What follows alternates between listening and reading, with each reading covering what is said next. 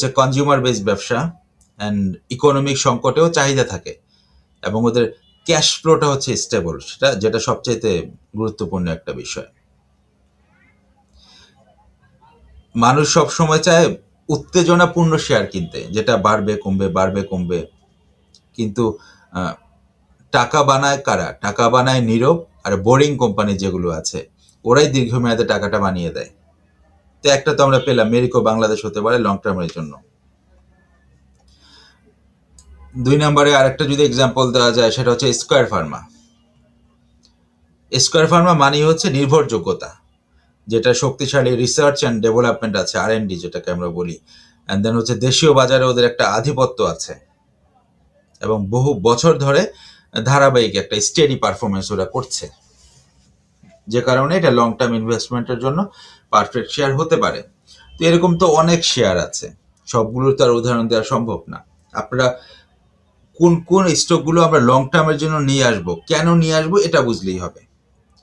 তো বাজারে শব্দ হবে, কিন্তু শক্ত কোম্পানি কিন্তু চুপচাপ কাজ করবে। ওরা ফেসবুকে নিউজ ছড়াবে না। ফেসবুকে ঢুকলে বা হোয়াটসঅ্যাপে ঢুকলে বিভিন্ন ধরনের স্টকের নাম পাওয়া যায়, আপনি মেরিকোর নাম পাবেন না, স্কয়ার ফার্মার নাম পাবেন না, কিন্তু ওরা কিন্তু ডিভিডেন্ড দিচ্ছে, প্রতি বছর ভালো একটা ডিভিডেন্ড দিচ্ছে। দেন হচ্ছে প্রতি বছরই একটা ইকুইটি ক্যাপও দিচ্ছে, একটা পার্সেন্টেজ প্রফিট দিচ্ছে, যদি আমরা পিক আপটা রাইট টাইমে করতে পারি। তো এরকম আরও উদাহরণ আছে, আপনার ক্রাইটেরিয়া সেট করে উদাহরণগুলো বের করে নেবেন।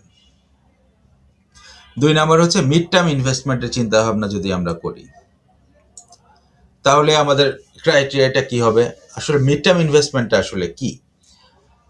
মিড টার্ম ইনভেস্টমেন্ট মানে হচ্ছে 3 থেকে 12 মাস, অর্থাৎ 1 বছরের বেশি না, সর্বনিম্ন 3 মাস, সর্বোচ্চ 12 মাস।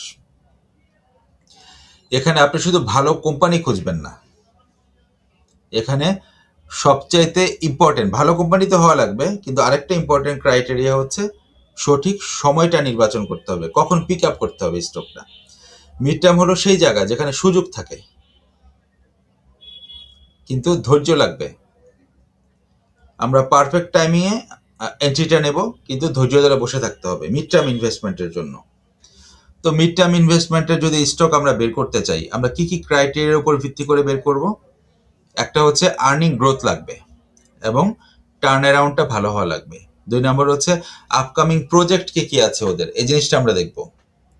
3 নম্বর হচ্ছে সেক্টর মোমেন্টাম থাকতে হবে, যেই সেক্টর থেকে স্টকটা আমরা সিলেক্ট করতে যাচ্ছি ওই সেক্টরের মার্কেটের বর্তমান মার্কেটের একটা